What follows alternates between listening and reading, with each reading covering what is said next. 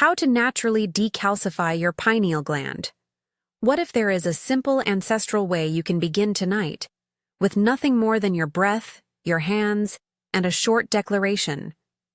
What if the shift you seek is not a pill or a certificate, but a small, embodied practice that lets you verify something quietly true inside you? Centuries ago, teachings buried in desert jars and hidden libraries spoke of marks, signs in the body that point to a deeper kind of knowing. When those manuscripts resurfaced, people who had lived in silence finally found a map. Not a map to power, but a map to presence. These are not mainstream scriptures. They come from Gnostic and apocryphal traditions. Fragments discovered, studied, and whispered about. They describe a path that begins in the flesh and opens outward from there. I will use that map as a poetic guide, not as proof, and I will translate its gestures into safe, practical steps you can do now. Before we begin, a simple but important note. When I say decalcify, I mean something experiential and energetic, to clear, awaken, and support the pineal as the seat of inner sight. This is not medical advice.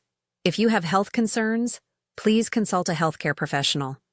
Think of this as a practice that cultivates sensitivity and clarity over time, not an immediate laboratory result. There is a veil that softens our inner light. Call it calcification, call it dust, call it layers of distraction and conditioning.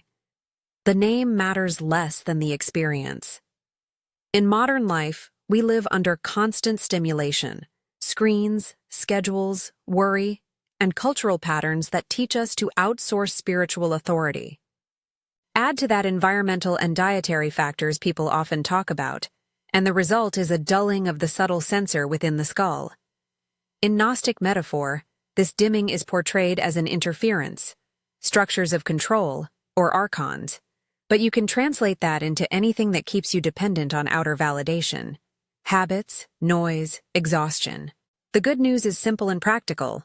The body remembers. There are 3 somatic points, 3 small, reliable loci of attention that act like verifiable markers. When you learn to check them, you can feel for subtle shifts, warmth, ease, a slight clearing behind the eyes, a softening around the base of the skull, a tone in the chest that wasn't there before. These sensations are not evidence of medical change. They are invitations, signals that your nervous system is beginning to recalibrate. If you are seated comfortably, place both feet flat on the floor and soften the jaw. Breathe gently through the nose. Let the shoulders drop. I will guide you through 3 slow checks. Move at your own pace. Notice without expectation. First, the base of the skull. Bring your fingertips to the nape, where the skull meets the spine, and rest them lightly. Feel for any tension, a tightness, a roughness, a way the muscles hold you. This area often accumulates stress. As you hold, breathe slowly. Inhale through the nose, allow the breath to descend like a gentle tide into the belly, and exhale as if you are releasing a soft knot. With each inhale, imagine space arriving under the skull. With each exhale, imagine any small hardness becoming more pliant. You may notice warmth, a slight release, or a tiny shift in posture. Allow whatever arises to be exactly as it is. Second, the lateral hand. Bring attention to the outer edge of your non-dominant hand, the area between the little finger and the wrist. Trace the skin with slow, deliberate strokes, as if reading a faint line. This point is subtle. It is a sentry for perception.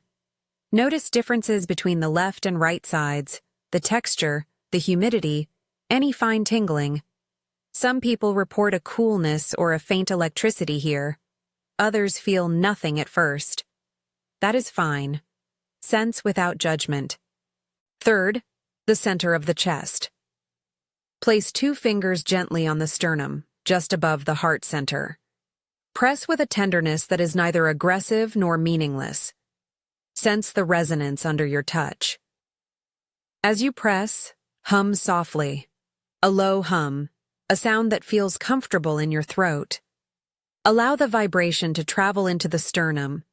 Notice any radiating warmth, a calm settling, or a subtle broadening around the ribcage. Let the heart register whatever is present. After these 3 checks, sit quietly and notice whether any small change has occurred. Warmth, ease, a softening of internal noise, or a faint inner light behind the brow. If you felt anything at all, even a whisper of sensation, type the word recognition or opened in the comments. This practice is about communal witnessing as much as personal discovery. When we name the subtle, it becomes less mysterious and more accessible. If you notice nothing, that is also useful information. Sensitivity develops with care, not with pressure. The point of these checks is not to prove a metaphysical status, but to create a way you can return, again and again, and watch what changes. Now, a practical, gentle protocol you can adopt to support an energetic clearing of the pineal gland. Again, these are lifestyle and contemplative supports, framed for experience and not as medical treatment. 1. Breath practice for clearing. 3 rounds each morning and evening. A slow nasal inhale that feels like a soft filling of the belly and lower ribs. A gentle pause where the body enjoys the presence of the breath. And a long, smooth exhale that is slightly longer than the inhale. Let the exhale be a release, a letting go of tension. This breath is an energetic sweep. It calms the nervous system and increases subtle awareness in the cranial area. If you are comfortable, try hum on the exhale for a few breaths. Feel the vibration in the facial bones and behind the eyes. 2. Nightly focused touch ritual. Before you sleep, repeat the 3-point touch sequence. Base of the skull, lateral hand, and center chest. Spend around 30 seconds on each point. Use a light pressure and soft attention. Speak a short, affirmative phrase to yourself as you touch each spot. An alignment between hand, breath, and intention. This is a simple somatic anchor that tells the nervous system this body is safe to open. 3. Morning sunlight ritual. As soon as you can after waking, expose your face and eyes to natural morning light for a few minutes.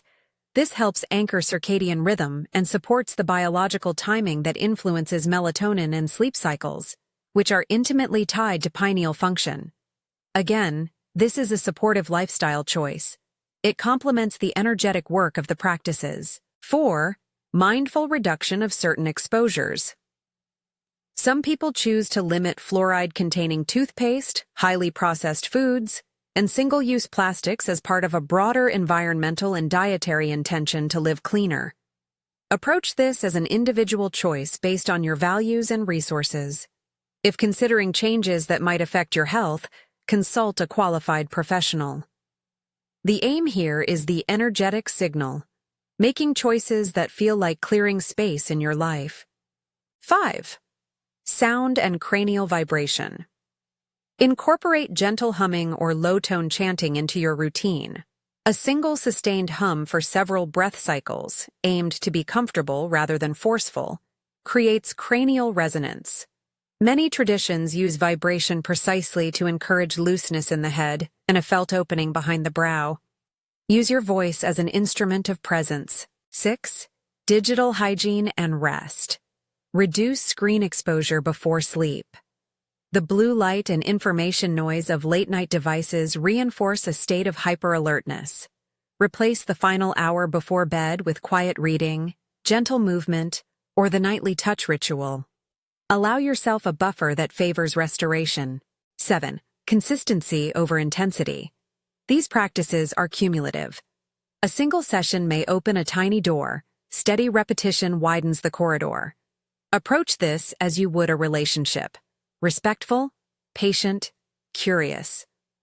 If you adopt these measures, what might a typical sequence look like across a day? In the morning, place your face in gentle sunlight and do 3 rounds of the breathing pattern. During the day, practice small moments of cranial awareness. Micro-pauses where you soften the base of the skull, check the lateral hand, and tune into the heart center. In the evening, perform the nightly touch ritual and a short activation sequence that brings breath, touch, and voice together. Let me lead you through that activation now. Find a comfortable seated position. Soften your shoulders. Place the fingertips of one hand at the base of the skull and 2 fingers of the other hand lightly on the sternum. Take 3 long, slow nasal breaths. Inhale. Pause with gentle attention. Exhale while humming softly.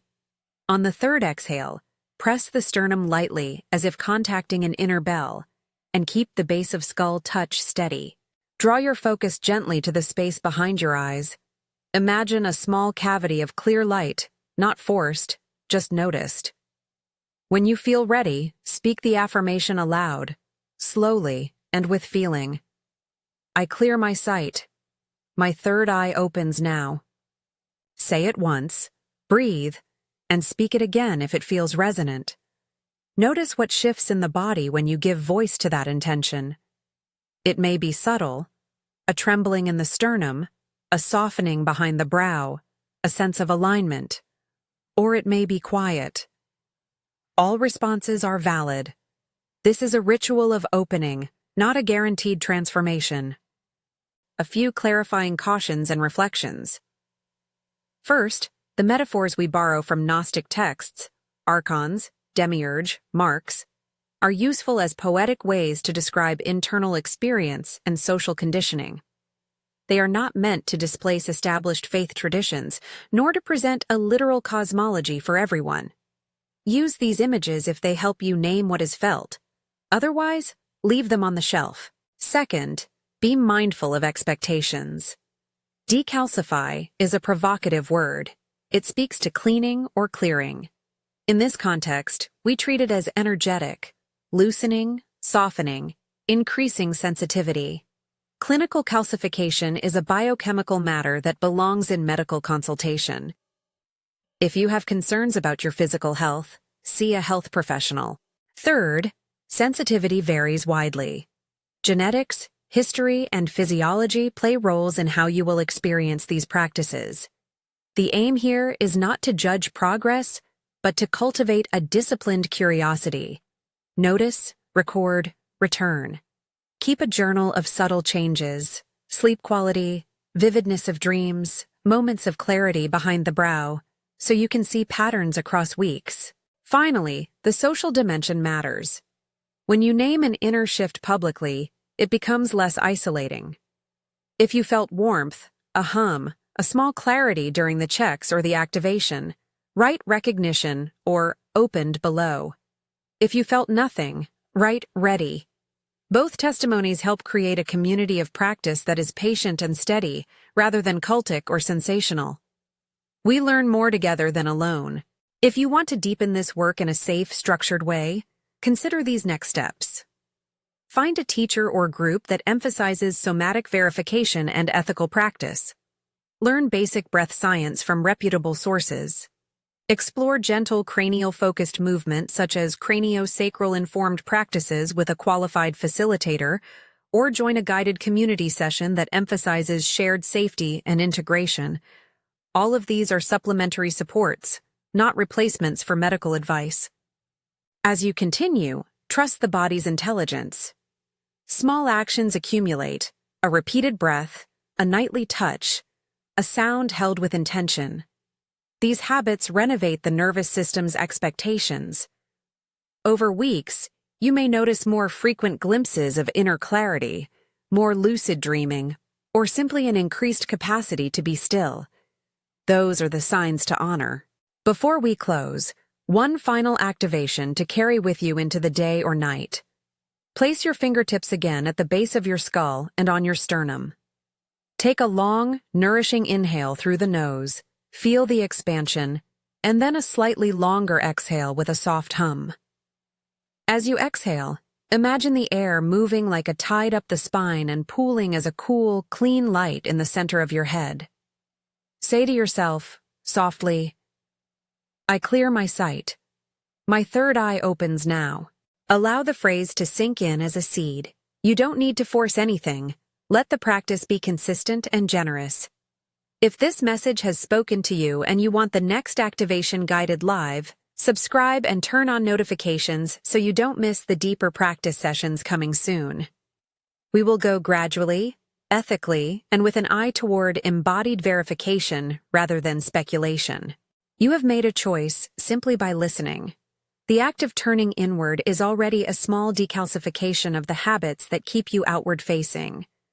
Return to these checks, base of skull, lateral hand, center chest, whenever you need a compass. Over time, you will feel your own threshold of noticing expand. Keep this practice gentle, keep it steady, and treat every subtle sensation as an ally. May your attention sharpen without strain. May your inner sight become a supportive friend rather than an interrogator. And may the little rituals you adopt serve as invitations to tenderness, to clarity, and to a lived embodied knowing that no institution can give you and nothing can take away.